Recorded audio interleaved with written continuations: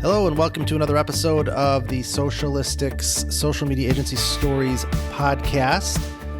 We've got another great guest this week, someone that I'm sure I have quite a few things in common with, so I'll be interested to kind of hear how they do what they do.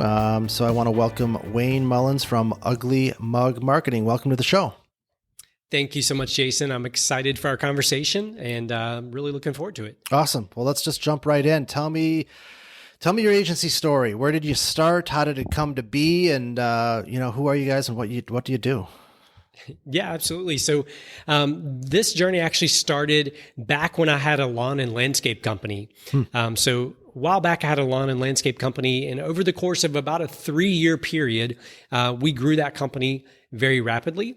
And as a result of that growth, I started having some of our clients, so clients of the lawn and landscape company, come to me asking me, what are you doing to grow? How are you marketing? How are you advertising? What are you doing? And so I started just giving advice on the side, here's what we're doing, here's what you should be doing or could be doing. And it was out of those conversations that eventually Ugly Mug Marketing would be born. Got it. And how long ago did that happen? How long have you been in business as that brand?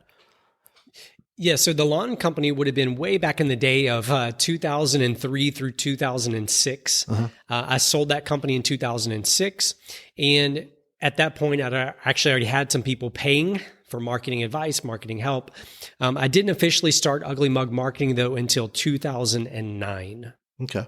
So you've been in business for a while. So tell me about who you guys are, what you do, what's your team like? Kind of give me the lowdown.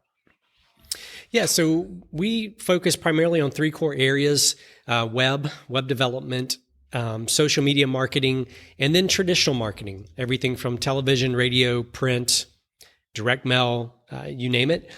That's the 3 core areas that we stay focused in. I don't know. I know this is very cliche, but like a lot of agencies, we love to say that we focus on results, and that's what matters most to us and to our clients. Gotcha. And tell me a little bit about how you built was it just you to start out? Did you have some folks with you? Tell me about your trajectory and how you guys kind of got to where you are today. Yeah, absolutely, Jason. So, when I first started, what had originally grown my lawn and landscape company so rapidly was I was a devout student of direct response marketing. I studied direct response marketing. I read every single book I could get on it, and I utilized direct response marketing and therefore highly, highly believed in it. And so that's what I was advising people to do. That's what I was guiding people to do. Now, keep in mind, the town that we're located in, the city has a population of 48,000 people. So we're not talking big population. We're not talking, big businesses, kind of rural town, rural community, so to speak. And as I launched Ugly Mug Marketing, my belief and passion was that businesses needed to be doing direct response. And so I attempted to go out and convince business owners, entrepreneurs, that is what they needed to be doing. And it was a very long, difficult road. I was so set on this idea that it had to be direct response that I would ignore what they actually were asking me to do. So they asked about designing something, or they asked about helping with production on something. My answer was always no, but here's what we can do. We need to be doing, my things that I think are best for you based on my experience. And it didn't work well for me, to be honest with you. I spent more time trying to convince them of the things they should be doing than I actually did helping other people. And then one day, as luck or chance would have it, I finally said, one of the things that kept coming up was, can you help with a website? Can you help with a website? And my answer was always no, we don't do web. And finally, out of desperation, I said, the next person who says, can you do a website? Can you help with a website? My answer is going to be yes, and I will figure it out. And sure enough, it wasn't long, somebody asked. I want to say that I quoted that person $400 for the website. I want to say that the gentleman I paid to build that website charged $350. So as you can see, I wasn't a very astute businessman when it came to figuring this out. Gotcha. So tell me a little bit about your team. I looked at your website. It looks like a pretty good sized team. How did you build that? How did you build your team, and what does that look like today? Yeah, the answer would be very slowly, but that was because of my stupidity, as I just illustrated with the previous story. My expertise was around marketing specifically, and so when I started growing the team, started building out the team, we're a little over 12 years old now as a company. For the first, I would say 8 years, we would have 1 or 2 employees at a time. That was the extent of it. Plus myself. And then 4 years ago, we really began making the transition to building out a team. So it was less about just specifically doing client work. It was more about being intentional about building a team that could get results and then finding the work for those people. And so, that's the process we went through. The advice that I got back then was to pay steak and eat hot dogs. Pay steak and eat hot dogs. And that advice doesn't go over too well, especially when you've been struggling for years to get your business off the ground, especially when you've been pouring your heart, your soul, everything you've got into this business. And then you get the advice of, you actually need to pay yourself less or not increase your pay and pay the people you recruit more. Yeah. And so that mindset really was the shift for me. It's that team members are not an expense. Team members are an asset, that they're an investment into the future of the company. I absolutely love that. I couldn't agree more. I love that analogy that you used. I think a lot of business owners, agency owners, probably don't naturally think that way. I think it's pretty rare. And I certainly do. So I fall into that same method of thinking.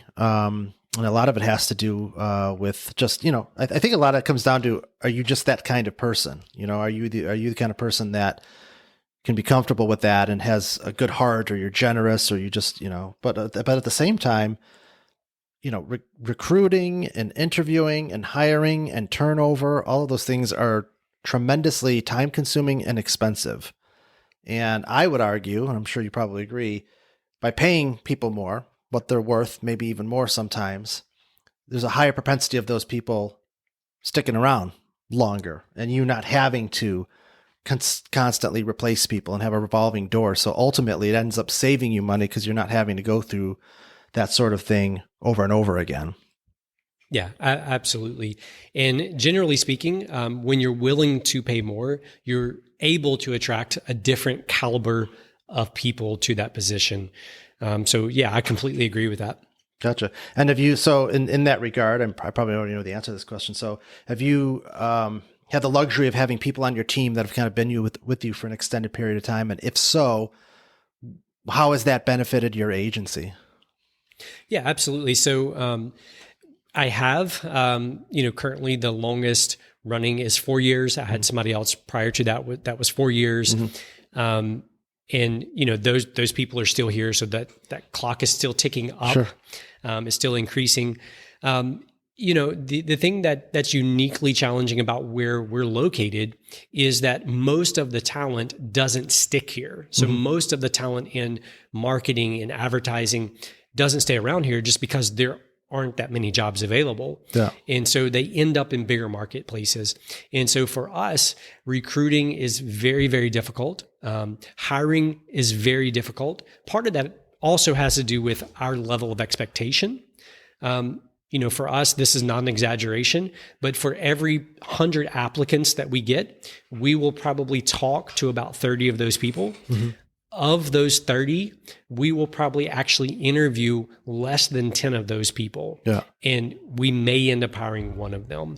So it's a lot of moving pieces to find the right people to fit the culture. Well, that's a lot of work. Just a couple, I should have asked these questions earlier. So are you, the work that you do, is it predominantly local to your region, or is it more national, a mix of both, or? Yeah, it's a great question. It's a mix of both. I would say the mix varies a little bit from season to season, time to time, but we are roughly probably 65% in the state, in Louisiana, 35% scattered across the country, and occasionally across the world. Gotcha. And do you guys have a physical office where your team, do you work out of a physical location, or do you have a virtual element to any of what you do? Yeah, we do have a physical location. We have a actually quite nice building that we've been in for about 2 years now, right in downtown of our town that we're located in. Yeah. And most of us work here in the office. We do have one person who recently moved and is working remotely at this point. Gotcha. What has with the pandemic, has that changed anything for you guys in any capacity, whether logistically, operationally, fiscally? I'm just kind of curious how it's impacted you guys. So, initially we were shut down for a period of time in terms of not able to come together in the office. But, to be honest with you, we came through it very strong. We came through it, very well as a team. We worked really hard over those initial weeks to connect with every single client, make sure they were doing okay, have conversations with them, not just about business, but about life. How are they coping with everything taking place? So I really think that, we created, unintentionally, but there was some intent behind it. We created a lot of goodwill during that period of time. One of the things that we did, we didn't know what to do. Like so many, you're kind of caught off guard and you don't know what to do. We have a decent sized following on Facebook, 6,000-7,000 followers. And typically what we'd done in the past is we used our platform. We used the Facebook platform. We would go on there and do Facebook Lives, do webinars, et cetera. During the pandemic, we decided that we would reach out to our clients. We would reach out to people in our community, business owners. We'd reach out to vendors. We'd reach out to anybody that we thought could benefit from some exposure during that time. And over the course of a 6-week period, we actually interviewed 60 people live on Facebook during that 6-week window as everything was shutting down. And the intent behind that was simply this, that we have this platform that we typically use in, quote unquote, self-serving ways, right? Sure, we broadcast and we put out good content for our followers, but we wanted to open that up to other people. So I know you didn't ask specifically about that, but that's one of the ways that we actually use that time to better serve our clients and better serve our community. I love that. No, I actually envy that. We're more of a virtual agency, so we don't have that hometown feel. A lot of our maturation as a business actually happened during the pandemic. So even if we had wanted to kind of move in that direction, our hands were kind of tied because we didn't really have that to begin with. So I could definitely see how, that would change and give you more. I mean, that's one of the things that I often think about that, I envy is that, being kind of that marketing agency that's well known and has a really strong footprint in a specific area, just because of the intimacy of what that type of setup can provide, and certainly that aligns nicely to social media. So I just certainly know the benefits, but what is your kind of like 5-10 year plan? I mean, are you one of those agencies that's like, we're kind of happy with what we are and what we represent, or do you kind of have aspirations to take it a step further, which I would imagine would require doing more work outside of your area? I'm just kind of curious about what your future plans are as an agency owner. Yeah, the reality is, Jason, I don't have an easy answer or a simple answer to that. I probably should. But what I would say is this, that, my goal for the company is simply this, that every single day we're getting a little bit better. And I know that's like the most cliche thing that someone could possibly say. But I view it as this. So when someone comes and they become a part of our team, my goal for that person, regardless of position, regardless of how long they're going to stay, my goal for that person is when they leave here, they are a better person, both personally and professionally, than when they got here. And so that is the mentality, though, that like flows through to the clients. It flows through to every aspect of what we do. What I think is so uniquely challenging about what we do in the agency world is this, that what is exceeding expectations today, tomorrow will become under exceeding expectations, right? So when you exceed expectations day after day, that becomes the new expected norm. And so then you have to push again. So you have to get a little bit better, or if not, the latest, the greatest thing, the next thing that comes along that promises something extraordinary in the way of results, everyone's going to flock to that company, to that thing, that app, whatever that quote unquote magic thing may be. Yeah. And that's a challenging environment to work in. So I'm curious, when you're looking for folks to join your team, what are your non-negotiables? Like when you're looking for folks, like what are the 2 or 3 things that the people that you want to bring into your family, your work family, that they absolutely must check that box? Like what are those things for you? Yeah. The very first one would be core values alignment. So skills can be taught. Skills can be taught day in and day out. So we could take somebody that knows nothing about social media. We can teach them those skills. We can teach them ads manager. We can teach them whatever the things may be. You cannot teach core values. You specifically cannot teach core value alignment, meaning if their personal values don't align with what we stand for, there is virtually no chance that over time we're going to convince them to align their values with ours. I'm not saying it couldn't happen, but it's probably not worth the time investment to make that happen. So number one would be alignment with core values.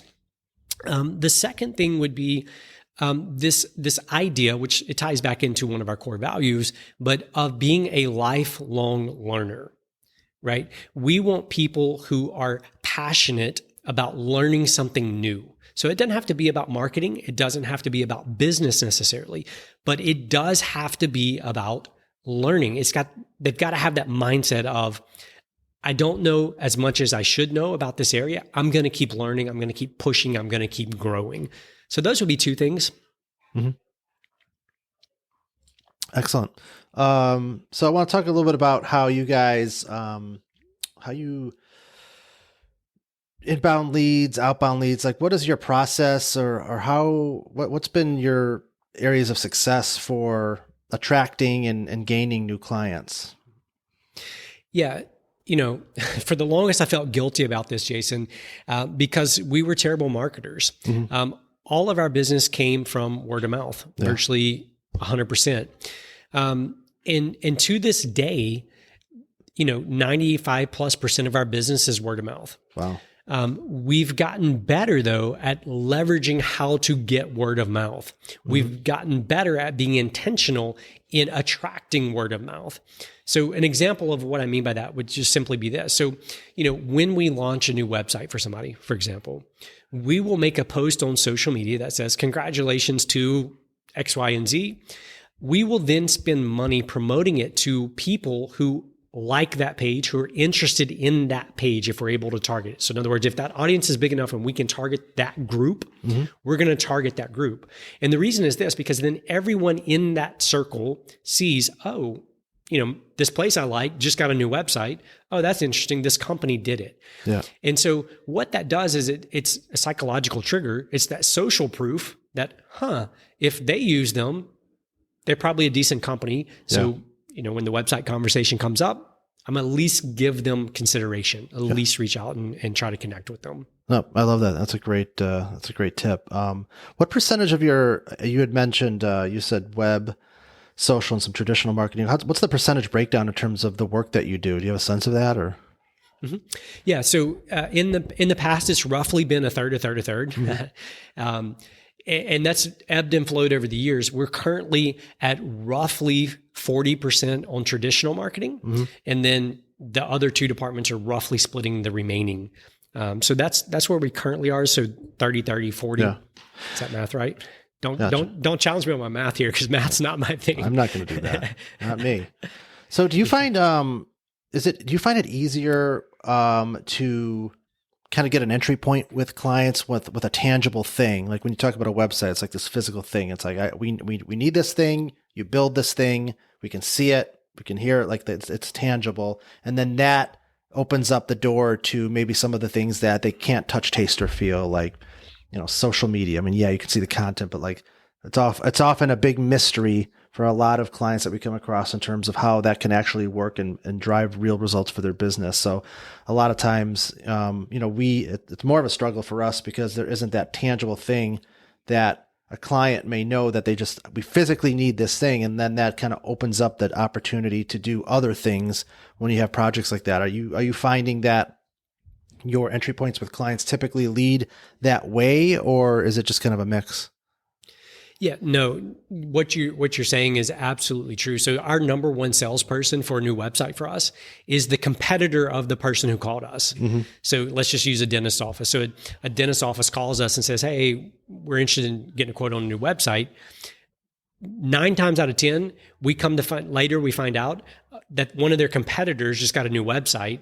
And so they're like, oh, that website looks great. Ours looks terrible. Right. We need this new quote unquote, like you said, thing. Yeah. One of the ways that we combat that, because that is a thing. So with social, a very common thing is, well, my nephew's boyfriend can take care of this. He's got, 100,000 followers on Instagram. He's, all these things. And so one of the things that we do to combat that as well, again, we use social proof. And so we will highlight clients. In other words, we're excited to be celebrating our 3rd anniversary of working with client X, Y, or Z specifically on their social media. So we'll talk about in that post, what are we doing?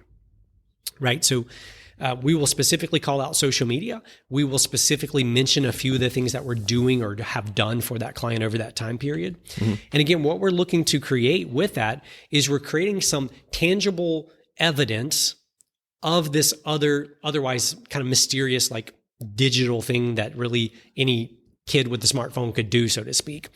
And when we do that, what that does is it enables that person, even though they may not know that other client, to sell on our behalf, because they think in the back of their head, well, if they're going to spend whatever the amount is, X dollars a month paying this company for the last 2 years to do it, there's got to be a logical reason, right?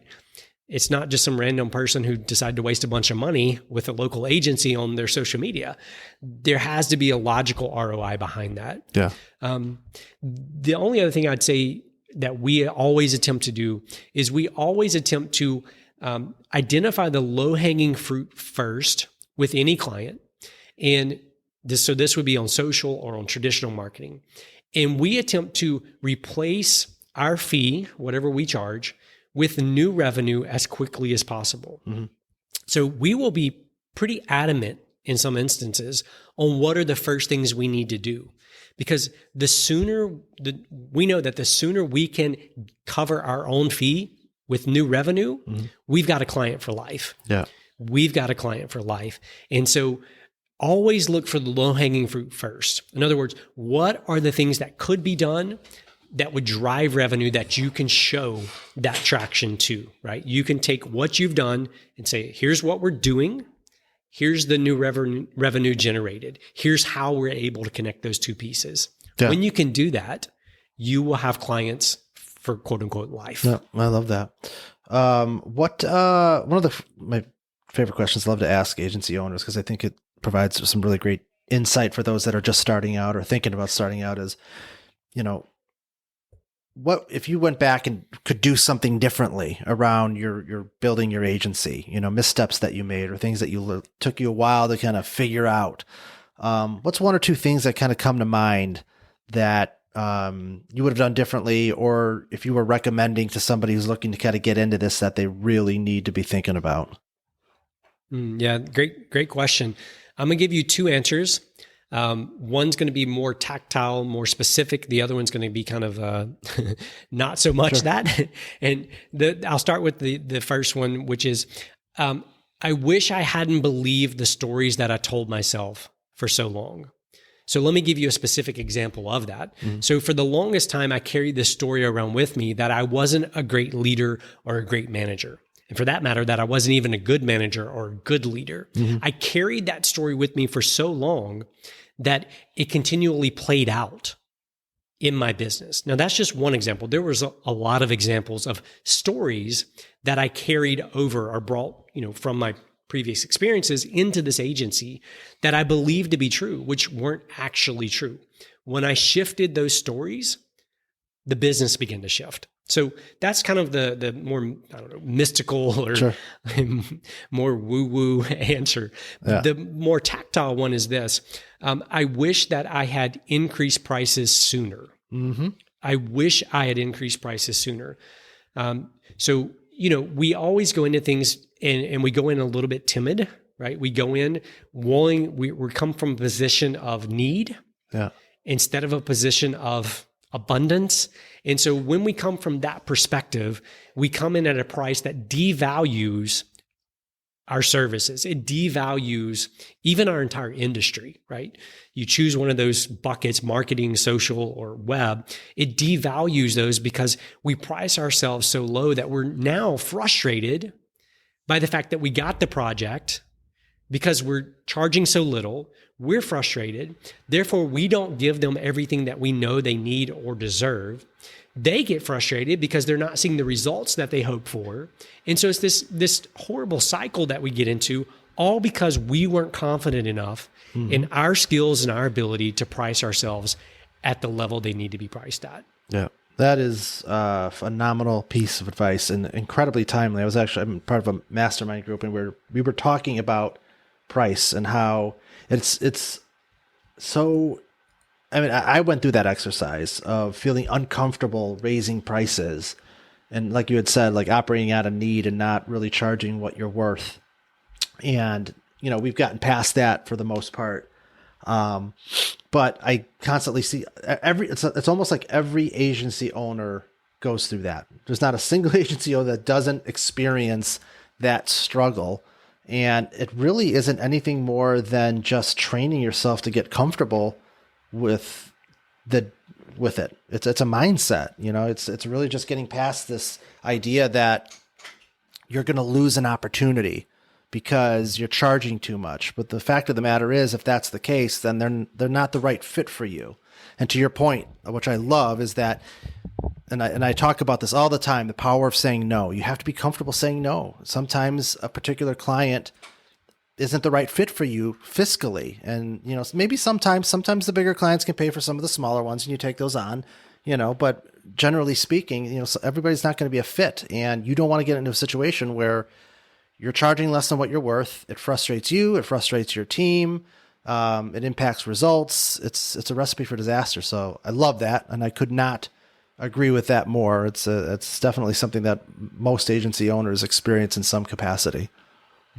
Yeah. That was true for me. I would say, two ways to combat that would be, one, just whatever you're currently quoting, whatever the service is at, just make a commitment to yourself that you're going to increase it by 10% with every single new project you get until you start hearing more no's, right? Yeah. Just keep increasing it at 10%. The other advice that I got way back in the day was, what would you normally quote for the project? So the price, the quote would normally be $2,000. Okay, at what price would make you very uncomfortable to give them? So maybe that's $3,000. Okay, so at 3,000 is my kind of threshold, my internal threshold of what's kind of way too expensive possibly for this client to pay. And so I was actually challenged at the time by a coach to go to that threshold and quote those prices to people. And I can't tell you the amount of resistance and the amount of pushback that I gave in this process, but I wish I had listened to that much sooner and followed that advice. You just got to do it. You just put it out there, and you'll be shocked at how it turns out. I mean, I think much more favorably than most people ever think. So that's great stuff. So one last question I'd like to ask is, what is favorite piece of technology, a book, a show, a resource, an article? What's something that's really stood out to you recently that has really made an impact for you in some capacity across any of those sorts of things? Yeah. So I'm an avid reader. I read a lot. And so the question of what one book is always a challenge, because it's like the book I'm currently reading is the best book I've ever read, usually. And so it's like, that's a tough one for me. I just read a book called Straight Line Leadership, which really was a powerful book for me. It just talks about how we often overcomplicate so much, and we work ourselves in circles, or we zigzag our way to success, when the reality is we can draw much more of a straight line than we believe is possible if we just identify those points along the way that we need to hit. So that's a book I'd recommend. Another would be, one of the things that I've been very intentional about this year is I've switched back to a physical planner for my calendar. Yeah. I still use Google Calendar, but I then take it and I put it in my physical, or I will start sometimes with the physical and then take it over to Google. It's made a huge difference in my productivity. For one, it's not nearly as distracting as getting in Google. Yeah. Two, it just enables me. I use one that's called the calendar itself is called Planner Pad, and it enables me to see the entire week at one time with all of my action items, all my to-dos in one spot. So for me, as somebody who's more of a big picture person, by seeing every single day laid out like that, I'm able to then segment those things off in my head and not worry about what am I forgetting, what am I missing, et cetera. No, I love that. As much as a digital technology guy I am, I like the old school notebooks or things for note taking and things of that nature. So I totally get that. So, well, that's awesome. Anything I didn't ask you, or anything that you'd want to add that you didn't get the opportunity to kind of share that relates to kind of what we talked about?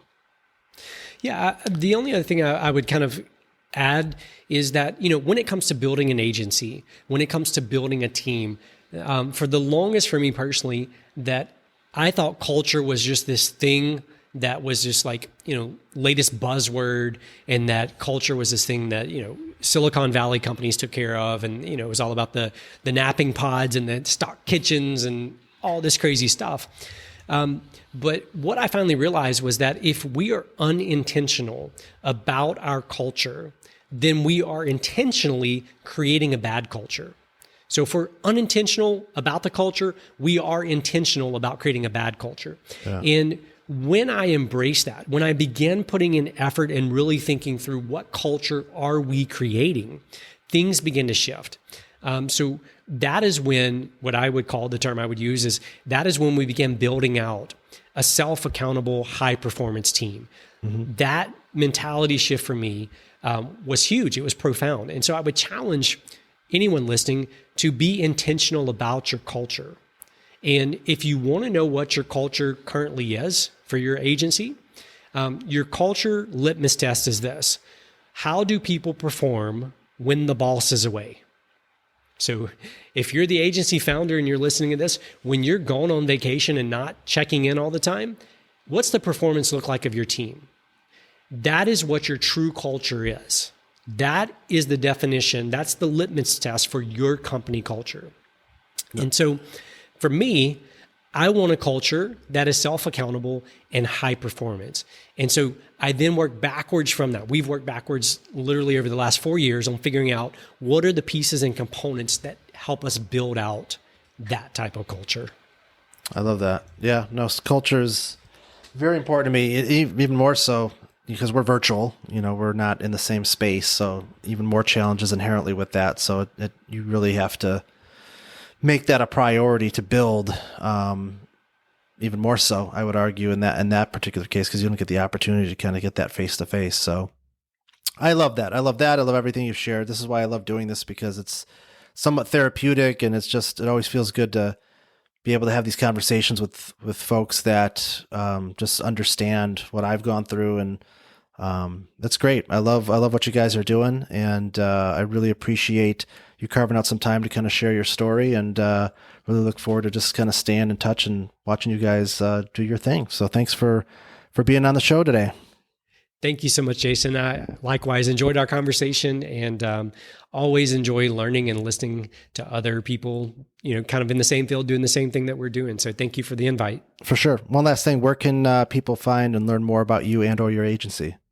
Sure. Just uglymugmarketing.com. Email address there, phone numbers there, social links are there. So it's all on that one spot. Awesome. Well, that's easy enough to remember. Thanks again. That is it for this week's episode of Socialistics. Thanks for listening. Like, share, subscribe, all that good stuff. We will catch you next time.